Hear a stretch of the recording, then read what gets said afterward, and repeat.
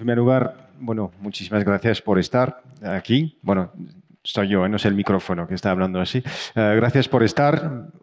Gracias a Rafa y Luis en particular por dejarme hablar de un tema que a mí me encanta. Voy a intentar evitar porque hace mucho ruido. Un tema que a mí me encanta, que son los datos, ¿vale? Entonces, hoy se trata de hablar, pero porque he avanzado solo. Me he quitado la sorpresa. Entonces, lo que quería hablar de un tema que hemos dicho son la parte analítica. Y efectivamente, tenemos un invitado muy especial, ya lo hemos visto antes, que es la inteligencia artificial, ¿vale? Pero lo que observo, de hecho lo hemos visto, es la gran dificultad de definir lo que es la inteligencia artificial, ¿vale?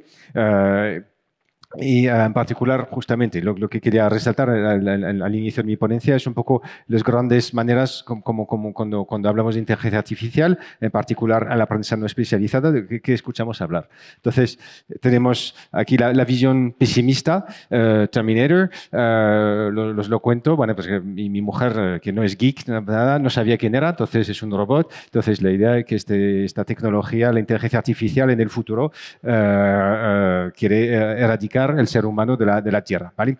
Entonces, es esta visión pesimista que se escucha mucho a la hora de hablar de inteligencia artificial. Bueno, entonces, ese es un caso extremo, bueno, que la inteligencia artificial quiere eliminar el ser humano.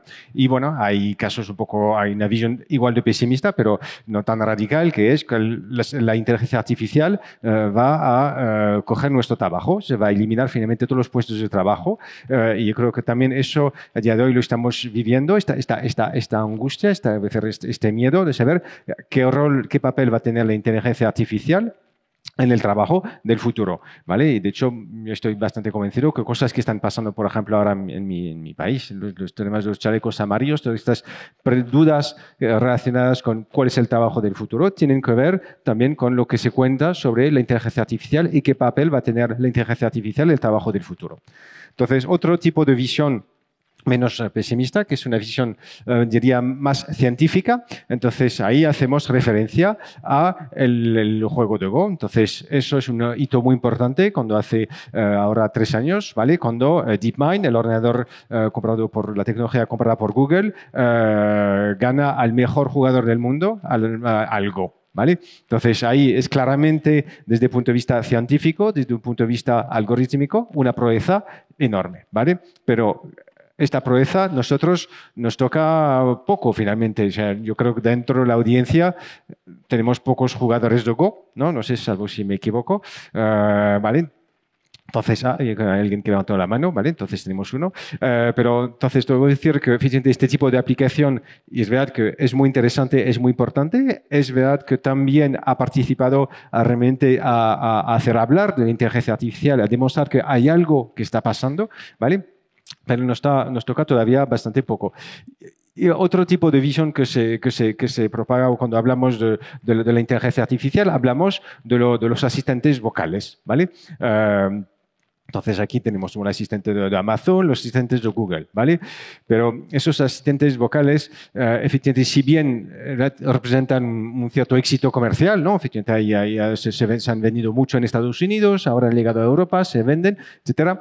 No hay que olvidar que a día de hoy lo que hacen esos autómatas es muy básico, ¿vale? A día de hoy hay una estadística que muestra que yo creo que hay 3 casos de uso que suman casi hasta 80% de uso, que son, ¿vale? ¿Cuál es el tiempo de mañana? A encender la luz o encender la música, ¿vale? Es decir, que finalmente aquí el uso de la inteligencia artificial es realmente limitado, ¿vale? Entonces, el impacto que tiene sobre finalmente nosotros es bastante limitado. Y justamente ahora lo que quería abordar, y la pregunta es, efectivamente, cómo la inteligencia artificial nos impacta a nosotros y nosotros como persona, a qué nos sirve, ¿vale? Entonces, quería tomar como punto de referencia, otra referencia francesa, lo siento. Bueno, entonces eso es un informe muy interesante, realmente os lo recomiendo, existe en francés y en inglés, que ha sido redactado bajo la responsabilidad de Cédric Villani. Cédric Villani es una persona también muy curiosa. Bueno, en primer lugar se viste como en el siglo XIX, ¿vale? Pero tiene otra cosa, es diputado del gobierno actual en Francia. pero también es medal fields, ¿vale? Es decir, que es equivalente a que es un premio Nobel de matemáticas, ¿vale? Es decir, que tu inteligencia artificial entiende, ¿vale? Entonces, este informe que ha redactado sobre el uso de inteligencia artificial y para definir las líneas estratégicas de inversión de Francia en este ámbito, él ha destacado finalmente 4 ámbitos. Dice que para él son cuatro ámbitos donde él considera que la inteligencia artificial va realmente revolucionar el mundo y donde realmente habría que realmente apostar, ¿vale? Entonces, hemos visto medio ambiente, salud, transporte, defensa y seguridad. Bueno, la defensa ya hemos visto un poco con Terminador donde podemos llegar. Entonces, a partir de ahí, lo que quería hacer es presentaros algunos ejemplos de casos reales, casos Accenture que estamos desarrollando, que hemos desarrollado de inteligencia artificial asociados a esos temas, ¿vale? El primer tema, el primer caso, os presento Metro de Madrid, ¿vale? Entonces, Metro de Madrid, con ellos hemos desarrollado un proyecto, ¿vale? Entonces, que voy a comentar. Metro de Madrid es un ecosistema muy complejo, muy grande. Entonces, son en primer lugar 300 estaciones, son casi 300 kilómetros de líneas, ¿vale? Para servir estas estaciones y todos los días 2 millones de pasajeros que pasan a través de esas estaciones. Evidentemente, lo sabéis, es un sistema subterráneo. Hay que alimentar el aire, hay que garantizar la temperatura del aire para que efectivamente los pasajeros se sienten cómodos, ¿vale? Y evidentemente controlar el nivel de CO2, ¿vale? Entonces, eso, como lo regula Metro de Madrid, utiliza ventiladores. Entonces, habéis probablemente visto esos enormes ventiladores que están en las diferentes estaciones. Entonces, hay casi 1000 ventiladores que están funcionando, ¿vale? Y que van regulando la temperatura y que están gestionados a través de 600 pozos de ventilación, ¿vale?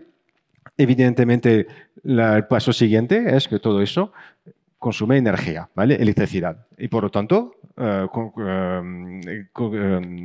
es un gasto, ¿vale? Para Metro de Madrid, ¿vale? Entonces, toda la problemática ya la veis empezando a ver, ¿vale? Empecéis a verla, es el reto de cómo podemos optimizar este gasto, ¿vale?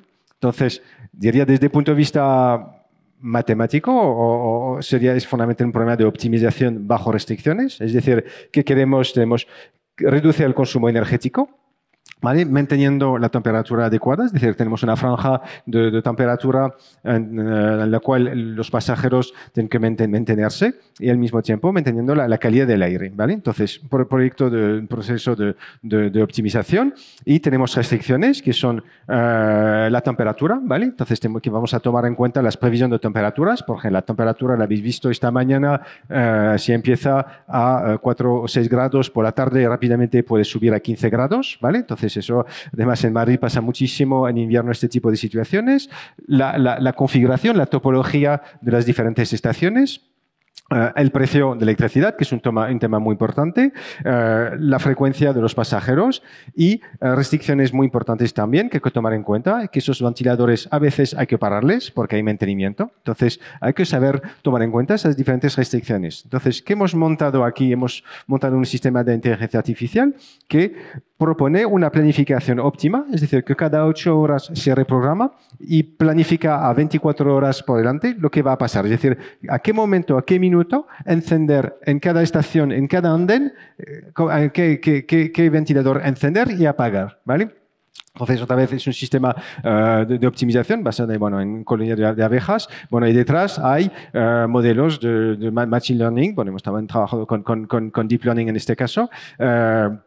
Entonces, que van a modelizar todos los sistemas de temperaturas, otra vez a nivel andén de cada estación, ¿vale? Entonces, un sistema de Machine Learning, bueno, de inteligencia artificial, y los resultados cuáles son, y eso han sido probados, hemos observado un 25% de reducción del coste energético gracias a este tipo de algoritmos, ¿vale? Entonces, ya lo hemos visto para seguir lo que comentaba mi compañero antes, que es efectivamente cómo la analítica ayuda a tomar mejores decisiones, ¿vale? Y efectivamente, bueno, claramente un impacto importante también sobre el medio ambiental. Segundo caso, quería hablar de un caso un piloto que estamos haciendo ahora en Inglaterra. es alrededor del servicio a las personas mayores, ¿vale? Entonces, lo sabéis todo, hay una buena noticia, vivimos cada vez más mayores, está bien, pero el problema es que efectivamente, el problema o la consecuencia de esto es cada vez más personas mayores y hay que esas personas mayores requieren cuidado, ¿vale? Entonces, como todo el reto detrás de eso es cómo gestionar este cuidado que tiene un coste altísimo, ¿vale? Entonces, ahí lo que hemos montado, un piloto utilizando estos famosos asistentes vocales que presentaba como un poco tontos antes. ¿Vale? Entonces, aquí le estamos utilizando para justamente dar apoyo a servicio a las personas mayores únicamente a través de la voz, que eso es un tema muy interesante. ¿Qué les proponemos ahí? Es ahí un poco donde está la diferencia con el bot, diría, tonto del bot, el asistente tonto. Es decir, que son casos de uso, es una suma de casos de uso, ¿vale? Y además que están personalizados en función de la enfermedad, en función de la persona que la tiene en su casa. ¿Vale? Si hay una persona que tiene Alzheimer, no es lo mismo que tiene un problema de movilidad reducida, etcétera, etcétera. ¿Vale? Entonces ahí lo que proponemos es un conjunto de servicios, recordar los medicamentos, proponer ciertos tipos de ejercicios de gimnástica, que otra vez adaptado un poco a la necesidad de cada uno. Y, bueno, efectivamente, algunos servicios que vemos aquí, ¿vale? Y efectivamente, como estamos un piloto, efectivamente, de hoy los feedbacks son claramente muy positivos. Ahí es interesante resaltar cómo finalmente de las primeras cosas que nos dicen los usuarios es cómo finalmente esos asistentes vocales se están transformando en interlocutores, ¿no? Es decir, que hay también una dimensión humana que se ha añadido además del servicio, ¿vale? Eso me hace pensar que es una cosa que, hablando de esos asistentes vocales, una cosa muy curiosa, que creo que el 60% de la gente, cuando pide algo al asistente vocal, termina, cuando tiene la respuesta, dice gracias a la máquina, ¿vale? Es decir, que hay realmente una visión muy antropomórfica, finalmente, de la inteligencia artificial.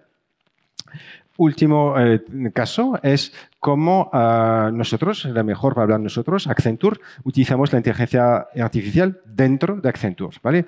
Para dos frases, la idea no era hacer tanto marketing sobre Accenture, pero en España somos 11.000, 12.000, en el mundo 450.000 en el mundo, ¿vale? ¿Qué vendemos? Vendemos consultoría, vendemos servicios, es decir, vendemos conocimiento, expertise, ¿vale? Y gestionar tanto conocimiento, dando servicios en diferentes industrias, diferentes tecnologías, diferentes ámbitos, requiere una gestión muy importante, o sea, del conocimiento, ¿vale? Y a veces, bueno, el conocimiento del conocimiento, a veces se pierde, ¿vale? Porque es muy difícil gestionar esto. Entonces, ¿cómo lo estamos haciendo? Finalmente, bueno, voy a hablar del tema del genoma. Vamos a utilizar este concepto de genoma, que no es tanto únicamente la visión 360, es decir, lo que intentamos saber, lo que hay por debajo, es decir, lo que hay dentro de cada empleado. Vamos a inferir finalmente lo que sabe a partir de lo que hace, ¿vale?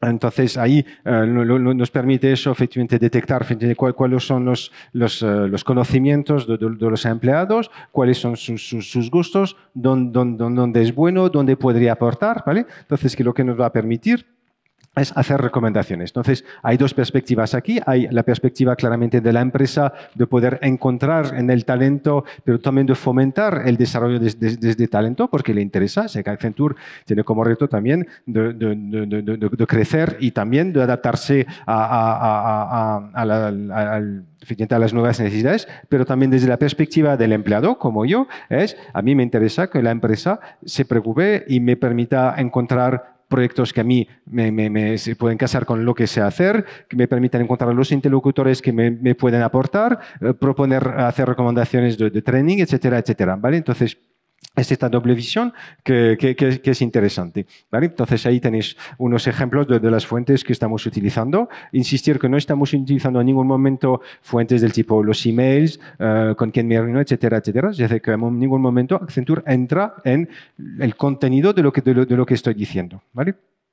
Entonces, ¿cuáles son los insights? Ya le he anticipado. Es detectar las competencias claves, encontrar fuentes de competencias. Una cosa también, lo que estamos viendo en los proyectos, bueno, siempre digo que nuestros proyectos son cada vez más como los juegos de rol, ¿no? Es decir, hay un ladrón, un mago, un guerrero. Bueno, nosotros tenemos el especialista Agile, el especialista de Data Scientist, el especialista de la industria, etcétera, o el especialista en storytelling. Entonces, constituimos los proyectos cada vez más, digamos, de squad, etcétera, etcétera, se van mezclando capacidades y en este contexto es muy importante entender muy bien dónde están los conocimientos, cuáles son los conocimientos complementarios, etcétera, etcétera. ¿Vale?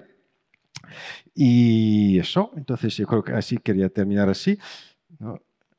Vale. Quería terminar solamente con una pequeña, con esta pequeña frase. Finalmente, lo que estamos viendo, o sea, que lo que hemos visto en los últimos años, que efectivamente la inteligencia artificial ha pasado de ser un concepto, ¿no? Dos palabras incluso que nos vienen de la ciencia ficción. Sé que al día de hoy todo el mundo sabe que es consciente que hay algo que se llama inteligencia artificial que está, gracias a, por ejemplo, incluso este tema del juego de Go, ¿vale?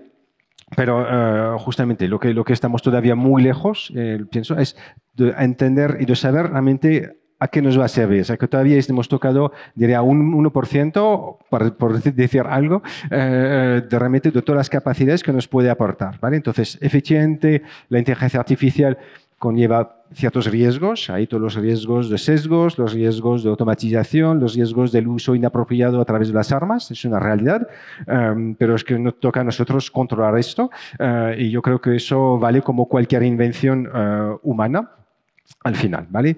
Y finalmente yo creo que nos toca a nosotros y vosotros, lo que estáis aquí hoy, justamente construir este futuro y con un uso apropiado de la inteligencia artificial, ¿vale? Muchas gracias.